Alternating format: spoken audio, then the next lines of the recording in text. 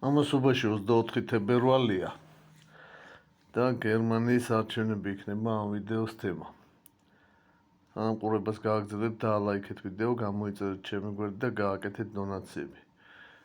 მოკლედ გერმანიაში გუშინ ჩატარდა ვადამდელი საპარლამენტო არჩევნები. ხოდაი წინასწარი შედეგები უკვე ცნობილია, ოფიციალური. და სავარაუდოდ ესენი აღარ შეიცვლება, რაღაც ცვლილებებს არავინ აღარ ელოდება. ხო, ხუთმა პარტიამ მოახერხა ბარიერის გადალახვა და პარლამენტში მოხვედრა. 630 მანდატი უნდა ყოფილიყო სულ ახალი კანონით და ადგილები აესე განაწილდა. მოკლედ პირველ ადგილზე გავიდნენ ქრისტიან დემოკრატები, მერცის კონსერვატიული ბლოკი. მეორეზე გავიდა ალტერნატივა გერმანიისთვის, ალისა ვაიდელი. მესამე ადგილზე გავიდა ეს შოლცის პარტია, სოციალ-დემოკრატები. მეოთხეზე მწვანეები და მეხუთეზე მემარცხენე პარტია. ერთი ადგილი აქვს აღებული ვიღაც ეს ვინ არიან არ ვიცი. ხო, მოკლედ პრინციპში გაიმარჯვეს კონსერვატორულმა ძალებმა და ტრამპმა მიულოცა კიდევაც, მაგრამ ეს კონსერვატორული ძალები ერთმანეთისგან საკმაოდ განსხვავებული ძალებია რა.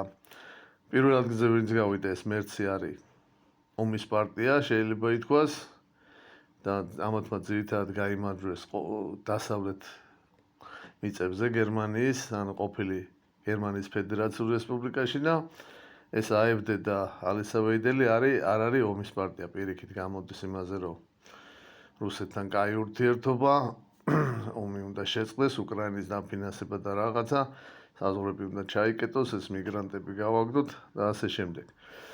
ხო, ამათმა გაიმარჯვეს ძირითადად აღმოსავლეთ მიწებში გერმანიის, ყოფილი გერმანიის დემოკრატიული რესპუბლიკის იმაზე. ამ თვალსაზრისით ძორად არის გაყოფილი გერმანია. ხო, რაღაც კონსერვატული ცვლილებები და ისინი ვერ მოხდება და კონსერვატიული წესრიგი ვერ იქნება გერმანიაში, იმიტომ რომ ეს ორი პარტია არ აპირებს ერთმანეთთან თანამშრომლობას. ანუ ამათი კოალიცია და ადგილები იმდენი აიღეს, რომ თავისუფლად შეუძლიათ ხა ესენი რომ გაერთიანდნენ, კანცლერს აირჩევენ და პარლამენტშიც უმეტესობა ექნებათ და კონსერვატიულ რაღაც დღის წესრიგს გაატარებენ, მაგრამ არა, ეს გამორიცხულია, ეს ომის პარტია, ეს არა ომის პარტია და ამის გამო ამათი კოალიცია გამორიცხულია. ასე რომ მერც მოუწევს მოკავშირეები ეძებოს სხვა პარტიებში. ეს არის შოლცის სოციალ-დემოკრატები და ჰაბეკის მწვანეები. სავარაუდოდ ამათთან იქნება ეს ალიანსი. პრინციპში სოციალ-დემოკრატებთან ალიანსით საკმარისი იქნება უმრავლესობის მოსაპოვებლად და კანცლერის პოსტზე მერცის დასამტკიცებლად. ხო, მაგრამ ეს საკმაოდ მყიფე ალიანსი იქნება რატო? ეს კონსერვატორები არიან ეს ქრისტიან დემოკრატები, მემარცხენე ცენტრისტები არიან ეს სოციალ-დემოკრატები და საერთოდ მემარცხენე ლიბერალები არიან ეს მწვანეები. ანუ ამათ ერთმანეთისგან საკმაოდ განსხვავებული შიდა დღის წესრიგი აქვს.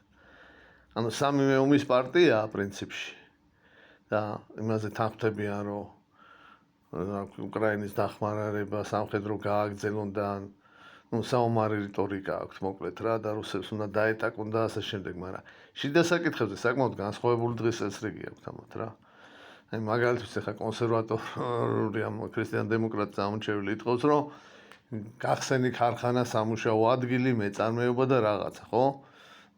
მრეწველობა გადაარჩენს გერმანიას და მწვანეები პირიქით დახურე ქარხანა, ეკოლოგია, რაღაცა და ამათ რაღაც საკითხებზე შეთანხმება ძალიან გაუჭირდებათ რა. ანუ ფაქტობრივად გერმანელებისთვის სასარგებლო რაღაცებს ვერ გააკეთებენ საერთოდ, იმიტომ რომ ერთს როგორც ესმის, რაც არის გასაკეთებელი, იმის წინააღმდეგია მეორე და პირიქით. ხო, ანუ იქნებიან და პრინციპში ყველა ამ პარტიის ამომრჩეველი პრინციპში იქნება უკმაყოფილო, იმიტომ რომ ის რაც შეუკვეთა, იმას ვერ მიიღებს, იმიტომ რომ ამ კოალიციის ფარგლებში რაღაცა სერიოზულია, ან ერთი ან მეორე მიმართულებით იმის გაკეთება სრულია. ჩემი აზრით კიდევ ვადამდელი არჩევნები მოუწევთ გერმანიაში. წელს თუ არა გაისათ მაინც რა. ხო, ესეთი ის იქნება. ხო, კიდე რის თქმა მინდოდა. მოკლედ ხო ამ ალტერნატივა გერმანიისთვის ეს კაი შედეგად ითვლება. გაზარდეს რა თავის ხმების რაოდენობა 10% ქონდა წინა არჩევნებზე, ეხლა 20 აქვს. ეს კიდე ერთხელ მეტყველებს იმაზე, რომ კონსერვატორები ძლიერდებიან გერმანიაში, მათი დღის წესრიგი უფრო და უფრო აქტუალური ხდება გერმანიის მოსახლეობისთვის. ხო, და დროთა განმავლობაში კიდე უფრო მეტი შანსები ექნებათ იმისი, რომ უკვე ხელისუფლებაშიც მოვიდნენ ამა თუ იმ ფორმით. სავარაუდოდ რაღაც კოალიციით.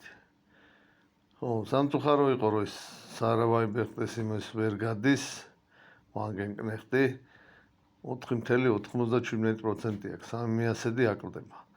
აი სარა რო გასულიყო, იქ ცოტა სხვანაირი ის იქნებოდა. ასკრად ეს სარაც არ არის ომის პარტიიდან. ხო.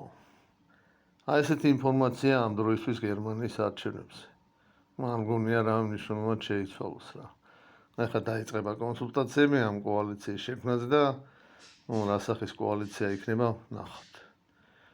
სავარაუდოდ როგორც გითხარით, ქრისტიან დემოკრატები და შოლცის სოციალ-დემოკრატები.